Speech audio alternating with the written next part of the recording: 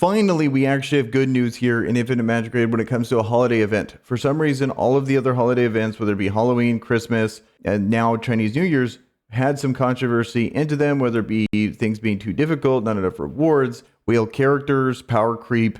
All of those things have been associated with a celebration, which is weird. So finally, we have a good announcement that means we are going to be getting this character for free. There's a couple caveats here that I'll get into in a moment, but I think this is a big W overall going forward. So Dear Adventures, as you know, Chinese New Year is the most significant festival in China, so we have prepared a variety of spring festival events, rewards, and gifts for everyone at this time of celebration. In order to celebrate the festival, IMR team decided to add Paulin, the new limited legend hero, into the time-limited dungeon called Monster 9. The difficulty of the dungeon has been reduced, and you can get a pollen for free.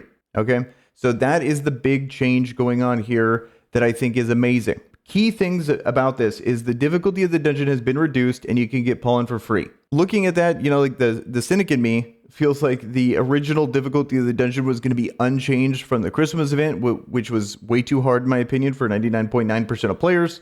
So I'm glad that they're reducing it and they're giving him for free, but he is also going to be removed from that $50 pack, which I really didn't want to have to spend $50 to get him. I just don't like that in there in the game. I think that's just bad design and pretty just a toxic way of being able to promote a character, because you have him guaranteed for 50, but then you have the FOMO going on. There's just a lot of dark patterns going on when it comes to that. And I just felt that was pretty bad, especially when you coincide that with a celebration event like the Chinese New Year here.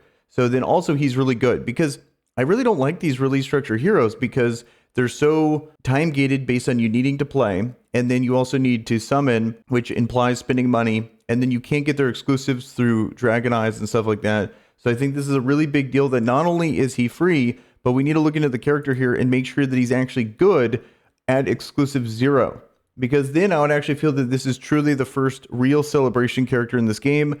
Nicholas was just complete whale food. And then Little Jack, fortunately, was just a bad character, so no one really cared too much that you couldn't use Dragon Eyes and exclusive him. I think a more elegant solution to this would be removing them from the pool for like 3 to 4 months, like a way longer extended time frame if they want to make sure people want to pull for them, because that's long enough, in my opinion, to encourage people, but then makes them actually accessible for people way down the line. Because it's really weird to have characters in this game when new characters are coming through that they just can't get the character.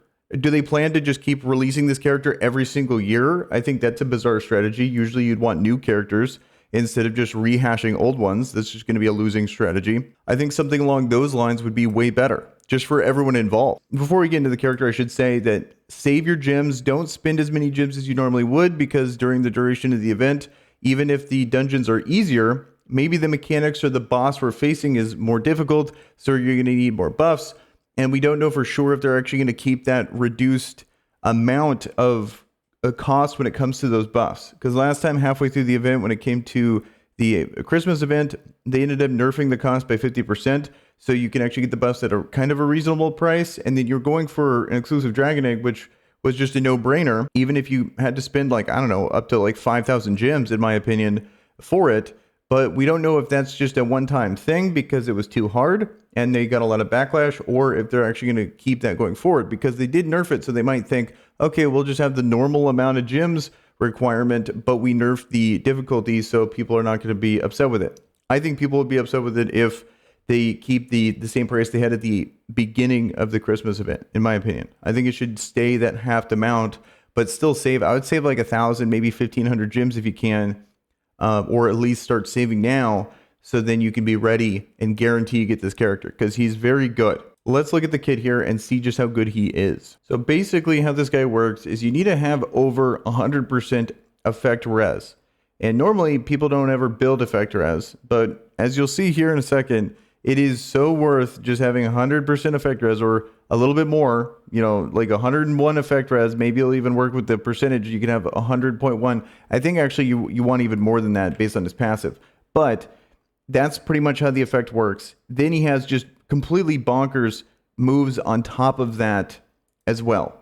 So first thing is, if you have over 100% effect res, for some reason they say, they word it so weird. All enemies if self-effect res is not below 100. So just say over 100, but whatever.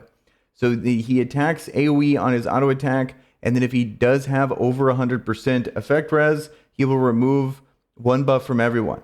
But if he doesn't, he has a 100% chance to remove one attribute buff from all enemies on there, which I just think is already, this is easily one of the best, if not the best auto attack in the entire game. It is just absolutely absurd, especially for a support style character. Then we have an incredibly good A2. This is one of the key things that Alec has, who's a very good character, in increases all allies defense by 60% and tenacity by 60% for 2 turns, and then additionally gains damage immunity. So it's like infinitely better than that move from Alec. And then if self-effect hit is above 100% when casting this, and it's on a 3-turn cooldown, which is already infinitely better because when you have it booked, because the other one on Alec, for example, is a character that a lot of people like. He has a 4-turn right here. So it's already better because it's 60% and instead of 30%, and you get the damage immunity if effect res is not below 100%, which is so much better. Then you have this passive here where if Pollen is immune to control effects if self-effect res is above 100% when an enemy inflicts a control effect on him, and increases self-turn meter by 20% and other allies' turn meters by 10%. Besides, Pollen increases extra tenacity by 50% of his initial effect res up to 63. When you do the math here on actually booking him, it's 75% and then up to 100% effect res. So you can get so much more tenacity here, which is just, it's so good. And he just keeps getting better. So then already, luckily at E0, this character is amazing and is going to benefit everyone's account quite a bit. This is like one of the top priority characters. Like if you're just starting out, you probably don't have enough characters, but if you're in that kind of mid game, you've been playing a couple months, you might be able to just buy out all of the buffs and go for them. And then lastly, his ultimate here is increases all allies max HP count by 50% for 2 turns and restores their HP by 16% of his max HP. And then afterwards grants other allies stealth for 2 turns. And then he cleanses all debuffs if he has more effect hit than 100. Super good before the heal even. And then the heal gets buffed to 22% when you have it actually booked on a 4-turn cooldown.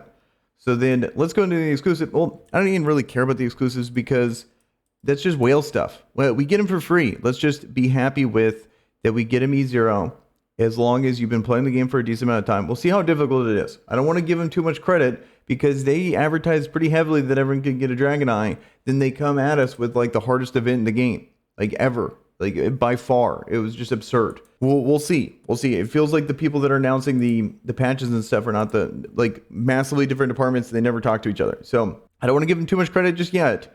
But if it's actually doable or reasonable, if it's like Halloween style event, in my opinion, that would be good. Maybe even more difficult. Like if they tune it with the buffs in mind and make it about as hard, I don't know, like a little harder than the Halloween event, I'm okay with that. Free stuff we get too. And then they also said they're going to be retuning the pass you can get. It was $50, but you would guarantee him with that $50 purchase. I believe they're just going to go back to that normal $20 thing where you get like Supreme Runes and stuff. Hopefully you get actual Miracle Wishes because in the previous one they showed you can get Miracle Wishes in there. Maybe for $20 instead of giving us Supreme Wishes, they just give us a ton of Miracle Wishes to give us a chance at getting an E1 version of this guy or someone else potentially. But maybe people would want these instead. Not sure what they're going to do there, but I think that's pretty much it.